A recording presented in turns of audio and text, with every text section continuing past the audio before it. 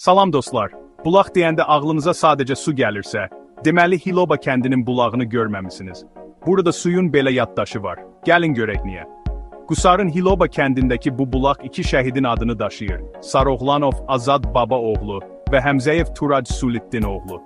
Yerli əhali üçün bu sadəcə su mənbəyi deyil, bu fədakarlığın və ümidin canlı bir xatirəsidir. Buraya hər gəliş, vətəni üçün canından keçənləri xatırladır. Onları yad etmək, adlarını daşdan heykəllərdə deyil, bu su ilə həyat tapan hər insanda yaşatmaq deməkdir. Hilobada xatirələr, bulağın özü kimi axır. Bilmirdiniz ki, Hiloba belə şənlik edə bilər. Siracaddin və Sofiya evləndiyi gün hər evdən sevinc yağırdı. Valideynlər fərəhlə parlayırdı. Bacı qardaşlar sevinclə rəqs edirdi. Hər qonaq özünü evindəki kimi hiss edirdi. Ürəkdən gələn xeyir dualar, şən musiqi və yerli ləzzətlərlə dolu bu toyda adət-ənənələr və birlik hissi ön planda idi. Hilobada sevgi həqiqətən çiçəklənir və hər kəs bir ailədir.